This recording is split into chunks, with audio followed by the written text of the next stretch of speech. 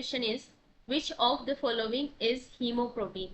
So hemoprotein means protein which contain the heme group, जिसके अंदर him group present रहता है, जो आयरन पोरफायरिन ग्रुप प्रेजेंट रहेगा एज ए प्रोस्थेटिक ग्रुप, उसको हीमोप्रोटीन बोला जाता है। तो हीमोप्रोटीन कौन सी किसके अंदर यहाँ पर प्रेजेंट रहती है, which of the following is the haemoprotein? तो यहाँ पर हीमोप्रोटीन कौन सी है? साइटोक्रोम ऑक्सीडेज की बात करें तो ये cytochrome oxidase, FAD, xanthine oxidase, NAD, ये जो इलेक्ट्रॉन ट्रांसपोर्ट चेन है उससे रिलेटेड कुछ एंजाइम्स दे रखे हैं। तो साइटोक्रोम ऑक्सीडेज जो एंजाइम कॉम्प्लेक्स होता है, लास्ट वाला एंजाइम कॉम्प्लेक्स 4, इसके अंदर हिम ग्रुप प्रेजेंट रहता है। Him A and A3 group present रहेगा यहाँ पर, हिम ए एंड A3। तो ये आंसर हो जाएगा यहाँ पर करेक्ट। और इसके सेंटर में प्रेजेंट रहता है कॉपर, तो हिम ए एंड A3 और सेंटर में कॉपर प्रेजेंट रहेगा Cu, and it is the enzyme of a electron transport chain as we know, and it is clearly a hemoprotein. So answer is first, flavin adenine dinucleotide FAD is not a hemoprotein because it is a coenzyme derived from the riboflavin. Riboflavin क्या है यहाँ पर comment section में बताना, riboflavin क्या है। अभी मैं आंसर बता देती हूँ, लेकिन आप अपने माइंड में सोचिए कि राइबोफ्लेविन क्या है। सबको आ गया होगा, विटामिन B2। तो विटामिन B2 जो है वो है राइबोफ्लेविन, उससे डिराइव्ड होता है FAD, and it is not a protein, it is a coenzyme. Xanthine oxidase, xanthine oxidase के अंदर मोलिब्डेनम प्रेजेंट रहता है और इसमें आयरन सल्फर सेंटर प्रेजेंट रहता है, एंड FAD भी प्रेजेंट रहेगा लेकिन not a him group, so this is not a hemoprotein। NAD linked dehydrogenase enzyme complex जो होता है उसमें NADP plus as a coenzyme use करते हैं, इसमें भी हीमोप्रोटीन प्रेजेंट नहीं रहेगी। तो आंसर हो जाएगा हमारा ऑप्शन नंबर फर्स्ट। तो इसमें क्वेश्चंस का लेवल आप देख सकते हैं कि किस तरह के क्वेश्चंस पूछे जा रहे हैं। हमने MP का पेपर भी सोल्व किया, HPSC का पेपर भी सोल्व किया, तो इन दोनों में काफी सिमिलरिटी है, क्वेश्चंस का लेवल काफी ज्यादा सिमिलर है, कॉन्सेप्ट भी सिमिलर है। तो आपने वो वीडियो सीरीज नहीं देखी है तो वो भी जरूर देखें, क्योंकि उससे भी आपको काफी ज्यादा हेल्प मिलेगी इस एग्जाम की प्रिपरेशन के लिए। Next question is, which hypothalamic hormone causes the inhibition of prolactin secretion? तो प्रोलैक्टिन के सिक्रेशन को कौन सा हाइपोथैलेमिक हार्मोन यहाँ पर इनिबिट करता है? एक्चुअली जो प्रोलैक्टिन का जो रेगुलेशन है वो हाइपोथैलेमस से कुछ डिफरेंट अनयूजुअली होता है, बिकॉज जो हाइपोथैलेमिक हार्मोन्स हैं वो जनरली क्या होते हैं, रिलीजिंग हार्मोन्स होते हैं, like growth hormone releasing hormone, gonadotropin releasing hormone, ये सारे रिलीजिंग हार्मोन है, मतलब स्टिमुलेट करवा रहा हाइपोथैलेमस किसी के सिक्रेशन को। लेकिन प्रोलैक्टिन के साथ में उल्टा है, प्रोलैक्टिन क्या है, प्रोलैक्टिन को हाइपोथैलेमस इनहिबिट करवाएगा, क्योंकि प्रोलैक्टिन कंटिन्यूअसली सिक्रीट होता रहता है, लेकिन हाइपोथैलेमस इसको इनहिबिट करवाने का काम करता है। यहाँ पर जो इनहिबिशन का काम करेगा वो होगा प्रोलैक्टिन इनहिबिटरी हार्मोन, नाम से ही पता चल रहा है, और स्पेसिफिकली ये कौन सा है, डोपामाइन। तो डोपामाइन क्या करता है, प्रोलैक्टिन के सिक्रेशन को इनहिबिट करने का काम करता है, जो कि हाइपोथैलेमस से सिक्रेट होता है। अगर इसकी जो ब्रांच है उसको कट कर दिया जाए या फिर इसको स्टिमुलेट नहीं करवाया जाए, इसको इनहिबिट नहीं करवाया जाए, तो यहाँ पर एक कंडीशन हो जाती है जिसको बोला जाता है गैलेक्टोरिया। बिकॉज जो थायराइड रिलीजिंग हार्मोन जो है, थायराइड रिलीजिंग हार्मोन, ये स्टिमुलेट करता है प्रोलैक्टिन के सिक्रेशन को। तो प्रोलैक्टिन का सिक्रेशन स्टिमुलेट करने का काम करता है थायराइड रिलीजिंग हार्मोन। तो अगर हाइपरथायरॉयडिज्म कंडीशन जब होती है, तो हाइपरथायरॉयडिज्म कंडीशन के टाइम गैलेक्टोयूरिया मतलब एक्सेस में थायराइड रिलीजिंग हार्मोन सिक्रीट होगा, जिसकी वजह से ये प्रोलैक्टिन का सिक्रेशन भी यहाँ पर बढ़ जाएगा, जिस कंडीशन को बोला जाता है गैलेक्टोरिया। तो ये भी एक चीज हमें ध्यान रखनी है। ग्रोथ हार्मोन रिलीजिंग हार्मोन जिसमें ग्रोथ को प्रमोट करेंगे, इसका प्रोलैक्टिन से कोई रिलेशन नहीं है। कोर्टिकोट्रोपिन रिलीजिंग हार्मोन CRH, ये ACTH को एडिनोकोर्टिकोट्रोपिक रिलीजिंग हार्मोन, इसको स्टिमुलेट करते हैं, इसका भी प्रोलैक्टिन से कोई कनेक्शन नहीं है। गोनेडोट्रोपिन रिलीजिंग हार्मोन, ये गोनेडोट्रोपिन जो हार्मोन्स है FSH एंड LH, उनके रिलीज को स्टिमुलेट करते हैं, उनको रिलीज करवाते हैं। तो इस वजह से ये सारे ऑप्शन नहीं होंगे। प्रोलैक्टिन इनहिबिटरी हार्मोन जो सिक्रीट होता है हाइपोथैलेमस से, ये एक यूनिक चीज है, इस वजह से इसका क्वेश्चन भी बना है, क्योंकि प्रोलैक्टिन कंटिन्यूअसली सिक्रीट होता रहता है, इसको इनहिबिट करना होता है हाइपोथैलेमस से। So option number second is the correct answer. Next question is which of the following is a part of ventricular diastole in cardiac cycle? तो कार्डियक साइकिल से रिलेटेड क्वेश्चन है। अब ये सर्कुलेटरी सिस्टम वाले questions आ गए, इतनी देर हम रिप्रोडक्टिव सिस्टम से क्वेश्चंस डिस्कस कर रहे थे। तो ventricular which is the part of ventricular diastole in cardiac cycle. तो कार्डियक साइकिल में हमें पता है वेंट्रिकुलर डायस्टोल होता है, ventricular diastole and ventricular systole होता है। इसी तरह से atrial systole and atrial diastole होता है। तो सिस्टोल का मतलब कॉन्ट्रैक्शन एंड डायस्टोल का मतलब रिलैक्सेशन। तो इसमें डायस्टोल की बात पूछी है तो आइसोवोल्यूमेट्रिक कॉन्ट्रैक्शन फेज, कॉन्ट्रैक्शन फेज नहीं होगा क्योंकि कॉन्ट्रैक्शन फेज वेंट्रिकुलर सिस्टोल का पार्ट है। वेंट्रिकुलर जो सिस्टोल वाली फेज होती है उसमें क्या होता है, जो वेंट्रिकुलर्स क्या होते हैं, कॉन्ट्रैक्ट होते हैं, जिसमें सारे वॉल्व क्लोज्ड फॉर्म में रहते हैं। इजेक्शन होता है इसमें, रैपिड इजेक्शन होता है और स्लो इजेक्शन होता है। तो जैसे अगर यहाँ पर हार्ट की स्ट्रक्चर देखें तो इस तरह से ये एक रफ डायग्राम है हार्ट का, जिसमें यहाँ रहते हैं ट्राइकस्पिड वॉल, ये ट्राइकस्पिड वॉल है, और यहाँ रहते हैं बाइकस्पिड वॉल, और ये है राइट एट्रियम, ये left atrium, right ventricle and left ventricle. तो सबसे पहले ब्लड यहाँ superior vena cava, inferior vena cava, इस तरह से ये प्रेजेंट रहती है और यहाँ से ब्लड आता है। सबसे पहले ब्लड आएगा राइट एट्रियम के अंदर, राइट एट्रियम से ब्लड जाता है राइट वेंट्रिकल के अंदर, वेंट्रिकुलर से फिर यहाँ यहाँ पर जो वाल्व रहता है वहां से पल्मोनरी वाल्व के थ्रू ये जाता है लंग्स के अंदर, और लंग्स से ये प्योरीफाइड फॉर्म में ऑक्सीजनेटेड ब्लड लेफ्ट एट्रियम में रिलीज होगा, और लेफ्ट एट्रियम से ये लेफ्ट वेंट्रिकल में। जब वेंट्रिकुलर का कॉन्ट्रैक्शन होता है तो ये दोनों ही वेंट्रिक्यूल्स क्या करेंगे, कॉन्ट्रैक्ट होंगे। तो वेंट्रिकुलर कॉन्ट्रैक्शन के टाइम क्या होगा, इस वेंट्रिकुलर से लेफ्ट वेंट्रिकुलर से तो ब्लड जाएगा पूरी बॉडी के अंदर, एओर्टा के अंदर, और जो कि सिस्टमिक ब्लड होगा, और राइट वेंट्रिकुलर से जाएगा ये पल्मोनरी ब्लड, पल्मोनरी आर्टरी के अंदर, जो यहाँ पर डीऑक्सीजनेटेड ब्लड होगा। तो ये ऑक्सीजनेशन के लिए लंग्स में जाएगा। तो इसमें जब कॉन्ट्रैक्शन होगा तो ये दोनों ही कॉन्ट्रैक्ट हो गए और ब्लड का फ्लो यहाँ तक होगा।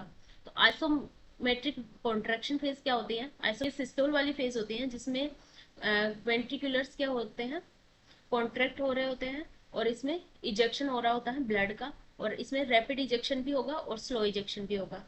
तो ये आंसर नहीं हो सकता। First rapid feeling phase, feeling कब होगी, जब डायस्टोल कंडीशन में, रिलैक्स्ड कंडीशन में रहेगा। तो जब वेंट्रिक्यूल्स डायस्टोलिक कंडीशन में रहते हैं तब इसमें क्या होता है, ब्लड फिल होगा, और फिलिंग फेज में क्या होगा, फर्स्टली ये रैपिड फीलिंग होगी, बहुत जल्दी से रैपिडली फील करेगा, फिर उसके बाद आएगी स्लो फीलिंग वाली फेज जिसको डायस्टेसिस बोला जाता है। देन डायस्टेसिस के बाद लास्ट रैपिड फीलिंग, लास्ट में वापस से रैपिड फीलिंग होगी जिसको आर्ट्रियल सिस्टोल बोला जाएगा। आर्ट्रियल एट्रियम यहाँ पर कॉन्ट्रैक्ट करेंगे जिससे रैपिड फीलिंग होगी, जो भी बचा कुचा ब्लड है वो वेंट्रिकल्स में आ जाएगा। तो इस तरह से यहाँ पर कॉन्ट्रैक्शन होता है। तो डायस्टेसिस वाला फेज जो है ये क्या है, वेंट्रिकुलर डायस्टोल का टाइम है, जिसमें रिलैक्स्ड है, वेंट्रिकल्स रिलैक्स्ड फॉर्म में है और ब्लड की फीलिंग हो रही है। तो फर्स्ट रैपिड फीलिंग फेज ये भी डायस्टोल का पार्ट है, एंड डायस्टेसिस भी क्या है, यहाँ पर वेंट्रिकुलर डायस्टोल का पार्ट है। And slow ejection phase, ejection कब होगा, जब वेंट्रिकुलर सिस्टोल करेंगे तब जाके इजेक्शन होगा। तो यहाँ पर ये दोनों ही ऑप्शन करेक्ट है। आई थिंक ये क्वेश्चन स्टार क्वेश्चन मार्क होगा, आंसर की में मुझे नहीं पता है, लेकिन इसको जरूर ये स्टार मार्क होना चाहिए, क्योंकि फर्स्ट रैपिड फीलिंग वाली जो फेज है वो भी वेंट्रिकुलर डायस्टोल का पार्ट है, एंड डायस्टेसिस जिसमें स्लो फीलिंग होती है ये भी क्या है, डायस्टोल का पार्ट है। तो ये दोनों ही यहाँ पर आंसर होना चाहिए, इसकी वजह से ये क्वेश्चन स्टार मार्क हो सकता है। सो इसको आप चेक कर लीजिएगा कि ये इसका जो आंसर है वो क्या है। आंसर की के अंदर इसको मैं भी चेक करके एक बार देखूंगी कि ये स्टार मार्क है। अगर ये स्टार मार्क अभी नहीं दिया होगा तो लास्ट में जो भी आंसर की आएगी उसमें ही इसको स्टार मार्क कर दिया जाएगा। Next question is match the following. इसमें कुछ शुगर्स के नाम दे रखे हैं और उसके एग्जांपल्स दे रखे हैं। तो ये बायोकेमिस्ट्री से रिलेटेड क्वेश्चन है। ट्रायोज मतलब 3 कार्बन शुगर होगी, टेट्रोज मतलब 4 कार्बन शुगर, पेंटोज मतलब 5 कार्बन शुगर एंड हेक्सोज मतलब 6 कार्बन शुगर। तो ये सारे मोनोसेकेराइड्स हैं जिसके टाइप्स हैं। तो इसमें 3 कार्बन, अगर पेंटोज की बात करें तो हमें पता है कि राइबोज शुगर जो होती है वो पेंटोज शुगर होती है। 6 कार्बन हेक्सोज की बात करें तो ये ग्लूकोज जो होती है वो हेक्सोज शुगर होती है।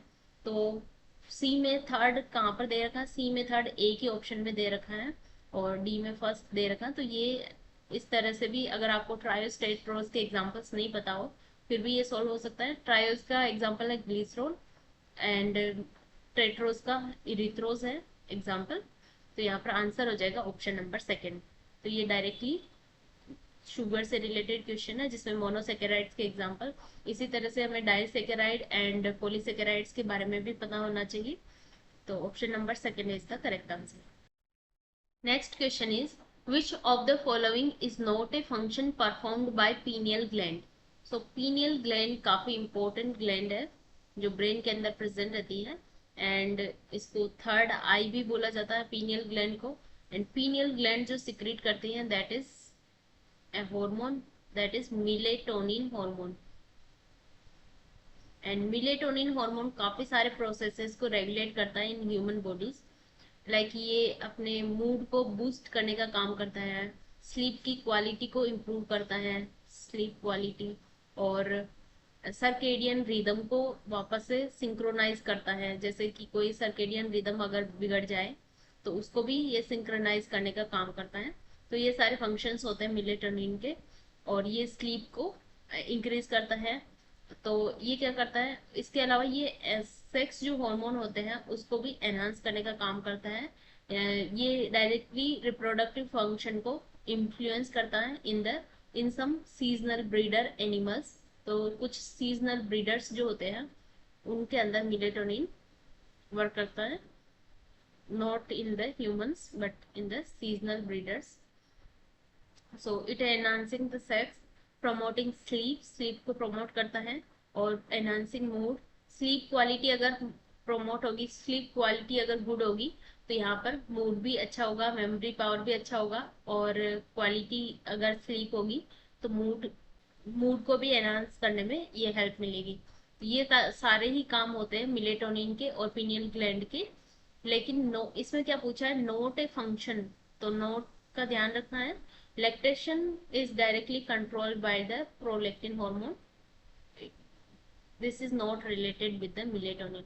तो आंसर नंबर फोर्थ हो जाएगा क्योंकि इसका पीनियल ग्लैंड से कोई लेना देना नहीं है यहाँ पे। Next question is which polypeptide hormone is secreted from parafollicular cells of thyroid gland? So parafollicular and follicular cells are present in the thyroid gland. Parafollicular cells is also known as C cells. These are the C cells and these secrete some polypeptide hormone which is known as calcitonin hormone. So from parafollicular cells, these secrete calcitonin. Thyroxine is secreted by follicular cells of the thyroid or thyroid gland. So it is secreted by the follicular cells of thyroid gland. And thyroxine का main जो function है ये iodinated amino acid hormone होता है, ये polypeptide hormone नहीं है। So this is the iodinated amino acid hormone, amino acid hormone, and it is not a polypeptide। ये बेसल मेटाबॉलिक रेट को रेगुलेट करता है, इंक्रीज करता है, ग्रोथ एंड डेवलपमेंट को स्टिमुलेट करवाता है, स्पेशली नर्वस सिस्टम की जो डेवलपमेंट होता है उसको स्टिमुलेट करवाएगा। इसी वजह से हम मेटामॉर्फोसिस के अंदर भी देखते हैं कि थायरोक्सिन हार्मोन का काफी इंपॉर्टेंट रोल होता है। T3 and T4, thyroxine T4 होता है मेनली। और ये हार्ट रेट को इंक्रीज करता है, ऑक्सीजन के कंजप्शन को भी बढ़ाता है, और साथ साथ में हीट को प्रोड्यूस करता है, तो हीट के प्रोडक्शन को भी बढ़ाता है। तो ये सारे फंक्शंस होते हैं थायरोक्सिन के।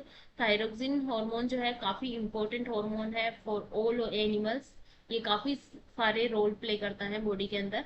तो पर यहाँ पर पैराफोलिकुलर सेल से सिक्रीट नहीं होगा, और ये पॉलीपेप्टाइड हार्मोन भी नहीं है, इस वजह से ये आंसर नहीं होगा। कैल्सिटोनिन जीन रिलेटेड पेप्टाइड, सबसे पहले हम कैल्सिटोनिन की अगर बात करें तो कैल्सिटोनिन जैसा कि हमें क्वेश्चन में पता चल गया पैराफोलिकुलर सेल से ये सिक्रेट होता है ऑफ द थायराइड ग्लैंड, और ये एक पॉलीपेप्टाइड हार्मोन है। इसका जो मेन फंक्शन होता है ये ब्लड कैल्शियम लेवल को डिक्रीज करता है। तो कैल्सिटोनिन क्या करेगा, decrease the blood calcium level, blood calcium level. तो अब आपको कुछ इससे रिलेटेड कुछ याद आ रहा होगा कि ब्लड के कैल्शियम लेवल को बढ़ाता कौन है, तो वो इसमें होगा पैराथायरॉयड हार्मोन। तो ये नेचुरली एंटागोनिस्ट है पैराथायरॉयड हार्मोन के। पैराथायरॉयड हार्मोन क्या करता है, ब्लड कैल्शियम लेवल को इंक्रीज करता है, जबकि ये इसके अपोजिट वर्क करता है, और ये क्या करता है, ब्लड कैल्शियम लेवल को डिक्रीज करेगा। तो ये ओस्टियोक्लास्ट सेल की एक्टिविटी को इनहिबिट करता है। ओस्टियोक्लास्ट सेल क्या करती है, बोन से कैल्शियम को रिलीज करवाती है ब्लड के अंदर, लेकिन ये ब्लड के कैल्शियम को वापस से बोन्स के अंदर डिपोजिशन करवाने का काम करता है कैल्सिटोनिन। तो ये नेचुरली एंटागोनिस्ट है पैराथायरॉयड हार्मोन के। तो दिस इज अबाउट कैल्सिटोनिन। अगर कैल्सिटोनिन जीन रेगुलेटरी पेप्टाइड की बात करें तो ये एक टाइप का ये जो सिक्रीट होता है नर्वस सिस्टम के अंदर, स्पेशली सेंसरी न्यूरॉन्स के अंदर सिक्रीट होता है, not from the thyroid gland, और ये एक न्यूरोपेप्टाइड डिराइव्ड है।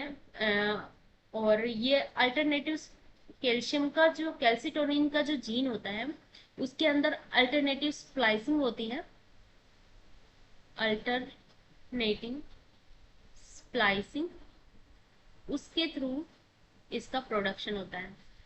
तो इसी वजह से इसको कैल्सिटोनिन जीन रिलेटेड पेप्टाइड बोला जाता है। तो ये क्या है, न्यूरोपेप्टाइड है। इसका मेन जो फंक्शन होता है ये होता है वेसोडाइलेटर का काम करता है। So this function as a vasodilator, blood vessels को डायलेट करने का काम करेगा, वाइडन करने का काम करेगा, and it also involve in the pain transmission. तो ये वैसो डायलेशन करवाएगा और पेन ट्रांसमिशन करवाएगा। मतलब जो माइग्रेन वाली जो कंडीशन होती है, हेडेक जब होता है, माइग्रेन होता है, तो उस टाइम जो पेन को स्टिमुलेट करने का काम करेगा ये यही जो कैल्सिटोनिन जीन रिलेटेड पेप्टाइड है, यही इसी का फंक्शन होता है ये, कि मेनली ये माइग्रेन हेडेक के अंदर काफी इंपॉर्टेंट रोल प्ले करता है, और माइग्रेन के अंदर इसका लेवल काफी इंक्रीज भी देखा गया है। तो ये यहाँ पर आंसर नहीं होगा। पेप्टाइड वाई वाई क्या है, Y Y denote here is the tyrosine, क्योंकि टायरोसिन हार्मोन को, टायरोसिन अमाइनो एसिड के बारे में हमें पता है जिसको वाई से डिनोट करते हैं। पेप्टाइड वाई वाई क्या है, जो एस्ट्रिक हार्मोन है, इलियम एंड पोलन से सिक्रीट होने वाली जो एंडोक्राइन सेल्स है वहां से सिक्रीट होगा, और ये गट हार्मोन है एक टाइप का, रिलीज्ड आफ्टर मील, जैसे ही हम मील कंज्यूम करेंगे ये उसके बाद में रिलीज होगा, और ये गैस्ट्रिक एम्प्टिंग जो होती है उसको स्लो डाउन करता है, और इंटेस्टाइनल मोटिलिटी को भी ये स्लो डाउन करता है। मतलब ये क्या है, प्रमोट द सेटाइटी, सेटाइटी हार्मोन है, और ये हेल्प करता है regulate the appetite and reduce the food intake. तो ये फूड ओबिसिटी को कम करने के लिए भी वर्क करता है, क्योंकि अगर ये हार्मोन अगर ज्यादा रहेगा तो भूख नहीं लगेगी, सेटाइटी वाली कंडीशन रहेगी, तो उसकी वजह से ओबेसिटी को रिड्यूस करने का काम करेगा। इसके अलावा ये वेट लॉस में भी इसी तरह से ये हेल्प करेगा। लेकिन अगर ये इसकी पेप्टाइड वाई वाई की अगर कमी हो जाए तो बहुत ज़्यादा भूख लगेगी, और उसकी वजह से ओवरवेट वाली कंडीशन भी हो सकती है। तो this is about the peptide Y Y. तो here answer is option number second. Next question is deficiency of which of the following hormones result in.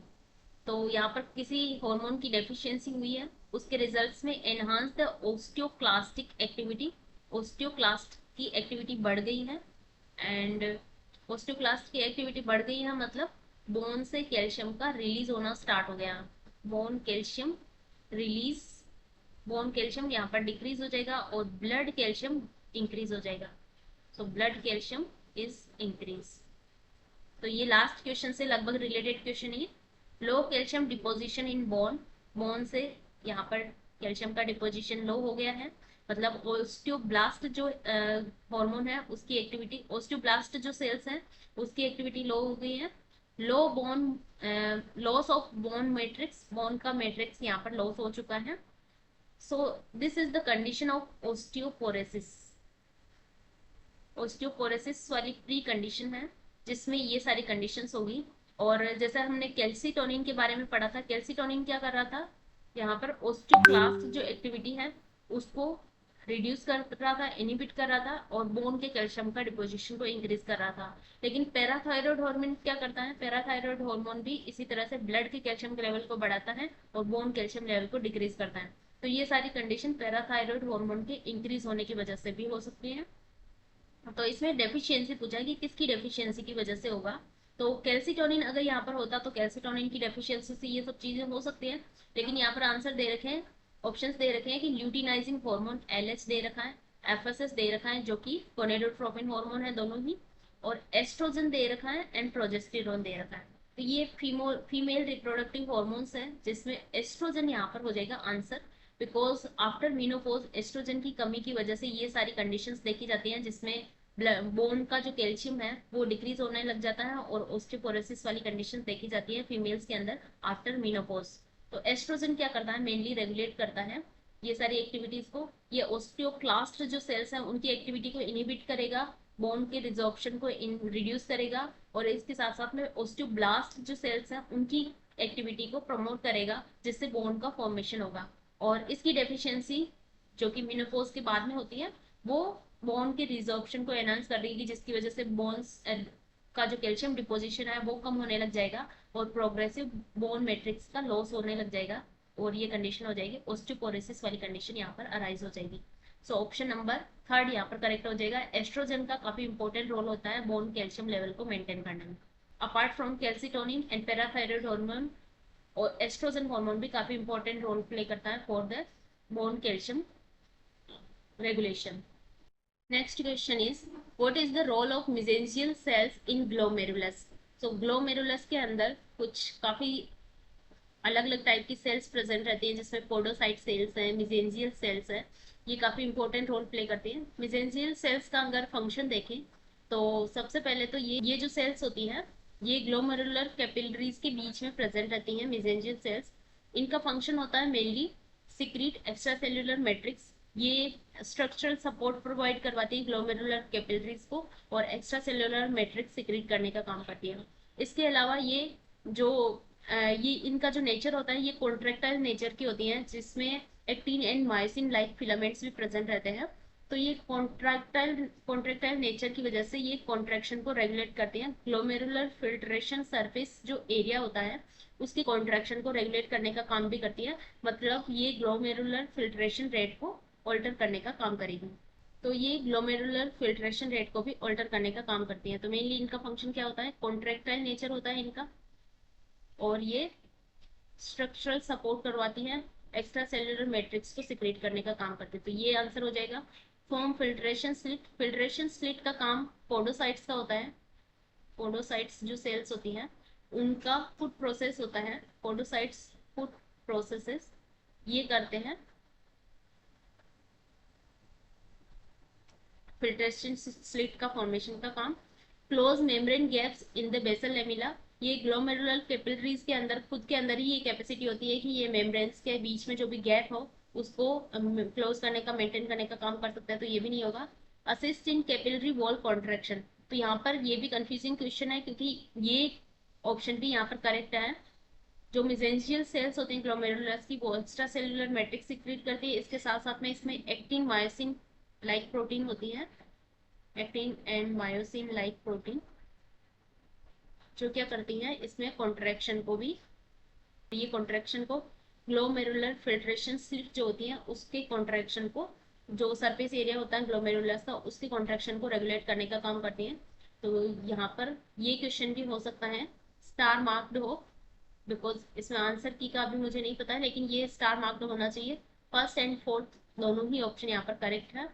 तो अगर इसको स्टार मार्क अभी तक नहीं किया गया है अभी तक की आंसर की में, तो ये बोनस मार्क मिलेगा, क्योंकि इस क्वेश्चन को डिलीट, यहाँ पर बोनस मार्क्स नहीं मिलते हैं सभी को इसमें, अगर जिसने अटेम्प्ट किया उसको मार्क्स नहीं मिलते, इस क्वेश्चन को ही डिलीट कर दिया जाता है इसमें, तो ये क्वेश्चन हो सकता है डिलीट हो जाए। तो यहाँ पर option number first and fourth correct होगा। On the basis of my knowledge first and fourth option correct होना चाहिए। Next question is, chief cell and oxyphil cells are found in which of these glands? So oxyphil cells and chief cell which is known as principal cell, and these are the main part of parathyroid hormone. Parathyroid hormone which is present in the posterior part of the posterior surface of the thyroid gland, और इसके अंदर chief cell and oxyphil cells present रहती है। Chief cell का main function होता है कि ये पैराथायरॉयड हार्मोन सिक्रेट करती है। तो चीफ सेल यहाँ पर करती है पैराथायरॉयड हार्मोन का सिक्रेशन, जो ब्लड कैल्शियम लेवल को रेगुलेट करता है, ओस्टोक्लास्टिक एक्टिविटी को इंक्रीज करता है, कैल्शियम को किडनी के अंदर कैल्शियम का रीएब्जॉर्प्शन को भी इंक्रीज करता है, और इसके अलावा ये विटामिन डी के को भी एक्टिवेट करवाने का काम करता है। तो विटामिन डी के एक्टिवेशन को भी इंक्रीज करेगा। ये सारे फंक्शंस होते हैं पैराथायरॉयड हार्मोन के। और ऑक्सीफिल सेल्स के का जो एग्जैक्ट फंक्शन है वो अभी इतना नोन नहीं है, लेकिन ऐसा माना जाता है कि ये भी चीफ सेल को मॉडिफाइड करती है और कुछ अमाउंट में पैराथायरोक्सिन हार्मोन भी सिक्रेट करती है। तो ये हो जाएगा आंसर यहाँ पर option number first. Thyroid gland के अंदर जो सेल्स होती हैं जिनको फोलिकुलर एंड पैराफोलिकुलर या सी सेल बोला जाता है। पिट्यूटरी ग्लैंड के अंदर क्रोमोफिल सेल्स होती हैं, acidic cells and basic acidophil cells and basophil cells होती हैं, और क्रोमोफोर्स भी होते हैं। पीनियल ग्लैंड के अंदर पिनियलोसाइट्स प्रेजेंट होती हैं और इंटरस्टिशियल ग्लियल सेल्स प्रेजेंट होती है। तो ये सारी सेल्स अदर टाइप की हो जाएगी। इसमें ऑक्सीफिल सेल एंड चीफ सेल जो प्रेजेंट होती है that is in the parathyroid gland. Option number first is the correct answer. Next question is, what is the excitation and contraction coupling in muscles physiology? तो आप यहाँ पर questions देख सकते हैं। हमने यहाँ पर सर्कुलेटरी सिस्टम वाले क्वेश्चंस भी देखे गए हैं, और डाइजेस्टिव सिस्टम से रिलेटेड क्वेश्चंस है, सर्कुलेटरी सिस्टम से रिलेटेड क्वेश्चंस है, रिप्रोडक्टिव सिस्टम से रिलेटेड क्वेश्चंस है, और कुछ क्वेश्चंस यहाँ पर किडनी से रिलेटेड मतलब एक्सक्रीटरी सिस्टम से रिलेटेड भी है। अभी और क्वेश्चन इससे रिलेटेड आएंगे।